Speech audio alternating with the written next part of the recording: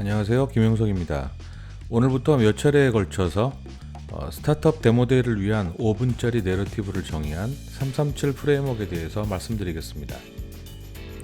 제가 스타트업의 사업계획서를 코칭하기 시작한 건 5년쯤 전이었습니다.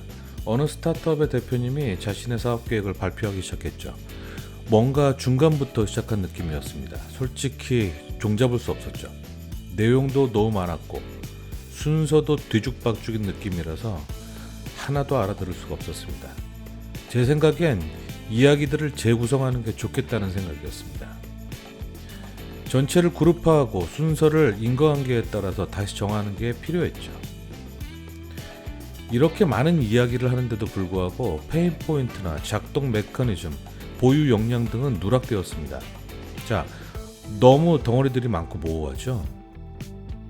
다시 합치거나 나누는 작업이 좀 필요할 것 같았습니다. 그리고 중요한 것은 이들 이야기 앞뒤를 매끄럽게 연결하는 일이죠. 그렇게 해서 커다란 흐름을 잡아내는 겁니다. 내용들이 이 흐름을 거스르지 않고 개연성 있게 작동해야 합니다. 이게 내러티브죠. 저는 그 후로 수많은 스타트업들의 발표를 보아오면서 내러티브의 결여가 해결의 1순위 이슈라고 생각했습니다.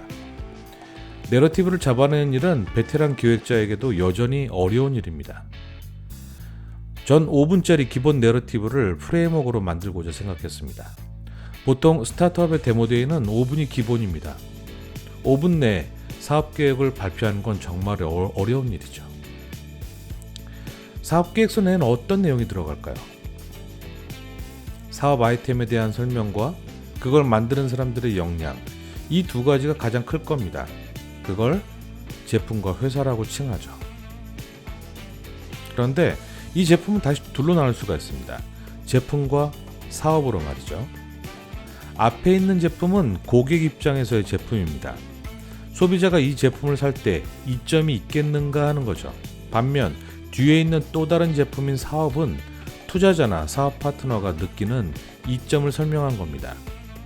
이렇게 사업계획서는 제품, 회사, 사업 순서로 배치되는 것이 흐름을 자연스럽게 만듭니다.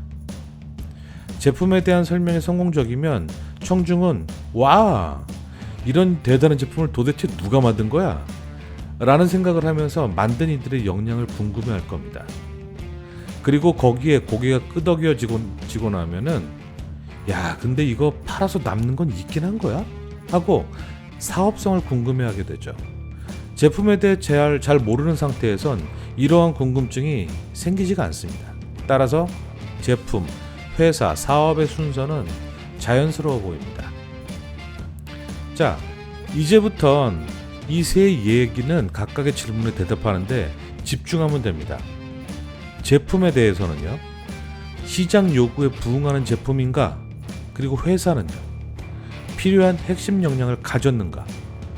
사업은 지속 가능한 수익 모델을 지녔나? 이 세 가지 질문에 순서대로 대답하면 되는 거죠.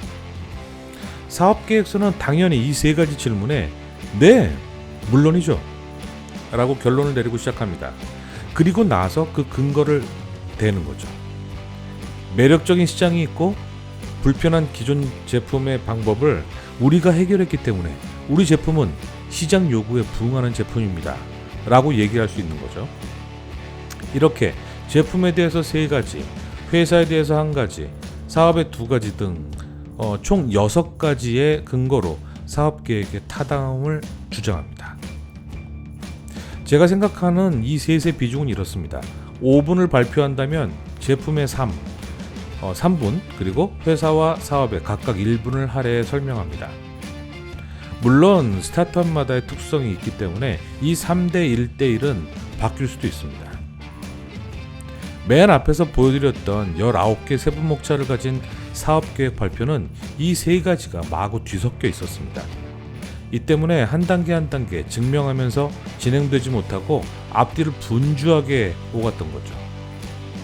이 셋은 각각 고립시켜서 각계격파하는 겁니다.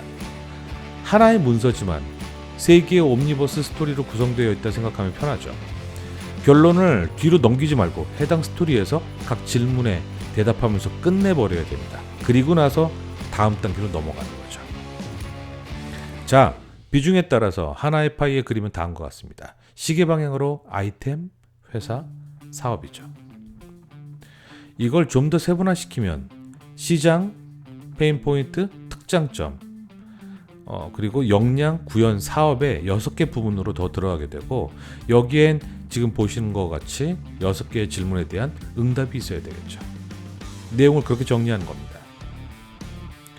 여기서 한 번 더 세분화해서 레벨 3로 들어가면 12개 항목이 있습니다. 이 항목들은 사업계획서가 가져야 되는 필수적인 내용들이죠. 그리고 이 12개 항목이 가져야 할 내용의 방향에 대해서도 질문을 던질 수가 있습니다.